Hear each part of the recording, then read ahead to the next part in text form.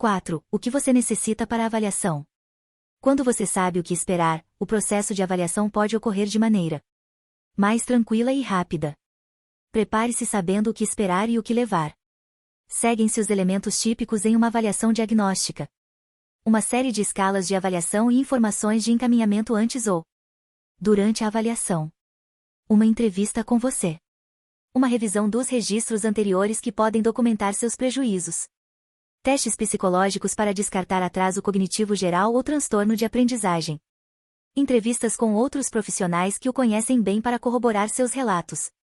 Um exame médico geral, quando parte de seu tratamento consistir em medicação ou as condições médicas coexistentes precisarem ser avaliadas, caso seu médico ainda não o tiver feito. O que você pode levar para facilitar esses passos?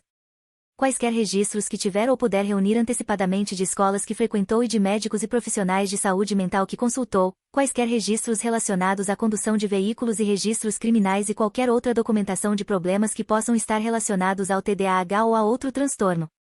Os nomes de algumas pessoas que o conhecem bem, e em quem deposita confiança, para falar de maneira honesta e objetiva com os avaliadores. Resultados de um exame médico, no caso de já ter realizado um com seu médico. Uma lista de membros de sua família com transtornos mentais que sejam de seu conhecimento. Uma descrição de prejuízos ocorridos durante sua infância e adolescência e também de prejuízos mais recentes. Vá com a mente aberta.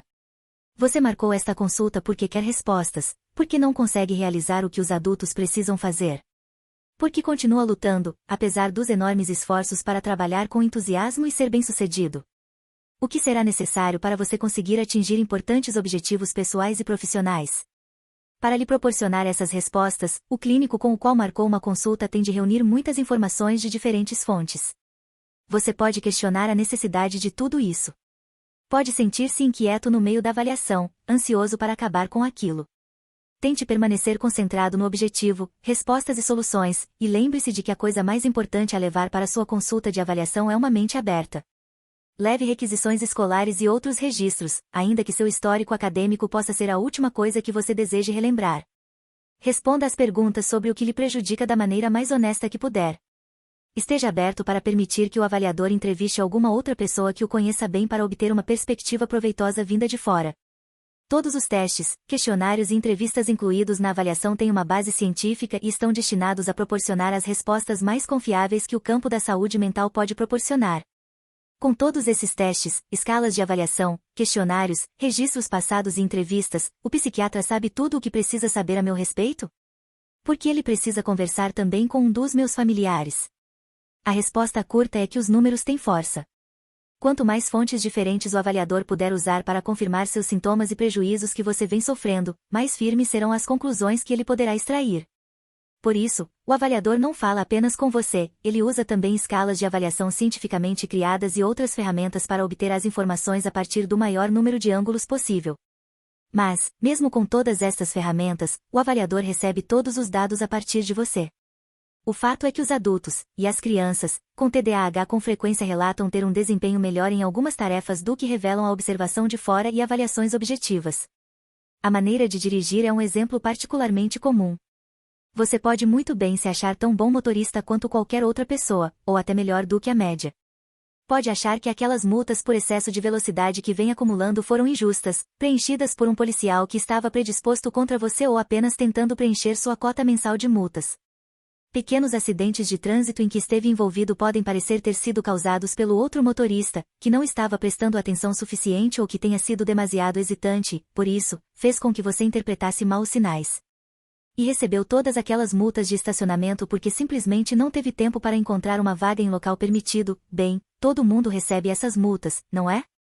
Alguém que você conhece bem, e isto é essencial, que está do seu lado e deseja ajudá-lo, não apenas criticá-lo, pode ser capaz de dizer que, na verdade, você dirige muito mais depressa do que a maioria das pessoas, que é sua atenção que às vezes se desvia da estrada, que tenta fazer outras coisas ou mandar mensagens de texto enquanto está dirigindo, e que facilmente se impacienta quando o trânsito fica pesado.